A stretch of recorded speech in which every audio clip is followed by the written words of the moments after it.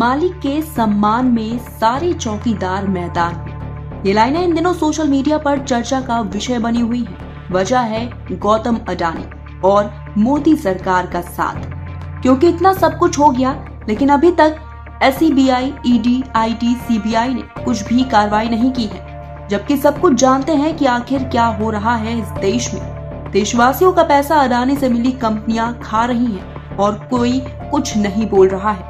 संसद में भी सत्ता के नेता विपक्ष के द्वारा किए जाने वाली बहस से भाग रहे हैं। ऐसा क्यों? ये सवाल इन दिनों सियासी गलियारों और सोशल मीडिया पर लगातार उठ रहा है। लोग किस तरह से सवाल जवाब और क्या कुछ कह रहे हैं जानते हैं। देश का पैसा लूचट रहा है और सरकार हाथ पर हाथ रखकर बैठी हुई है। ना तो संसद में चर्चा हो रही है, ना ही किसी की बात सुन रही है।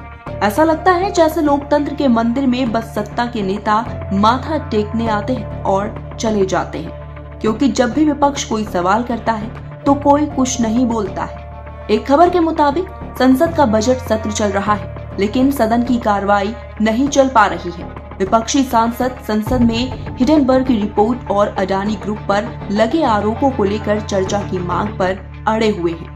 विपक्षी सदस्यों के हंगामे के बाद शुक्रवार को राज्यसभा की कार्रवाई दिन भर के लिए स्थगित कर दी गई। राज्यसभा का दोपहर का सत्र फिर से शुरू होने के तुरंत बाद विपक्षी सदस्यों ने अपनी मांग जारी रखी।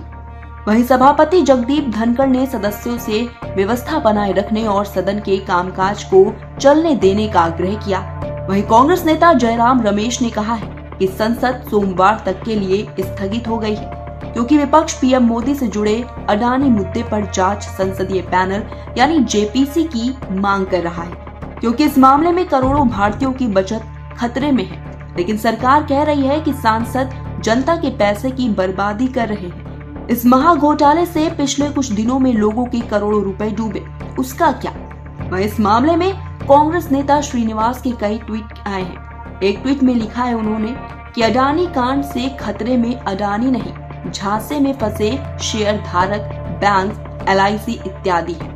एसईबीआई, ईडी, आईटी, सीबीआई अगर जिंदा है तो जिंदा नजर आना भी जरूरी है। संसद अगर लोकतंत्र का मंदिर है तो फिर देश के भविष्य को बचाना चर्चा होनी चाहिए। दूसरे ट्वीट में लिखा है, nation wants to know, Adani के फर्जीवाड़े को संरक्षण देने और देश की संपत्तियों को अडानी को सौंपने के लिए मोदी सरकार ने इलेक्टोरल बॉन्ड्स के माध्यम से कितना कमीशन लिया है। एक और ट्वीट करते हुए लिखा है, आखिर गौतम अडानी का पासपोर्ट कब होगा जब्त?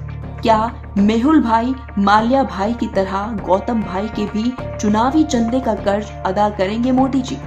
वहीं एक और यूजर ने ट्वीट में लिखा है, धर्म खतरे में, रंग खतरे में, सीमा खतरे में, नौकरी खतरे में।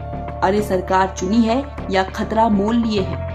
अब इन सवालों को सुनकर तो साफ साफ जाहिर होता है कि मोदी सरकार का अडानी को पूरा संरक्षण है। अगर ना होता तो ऐसा कांड ना होता।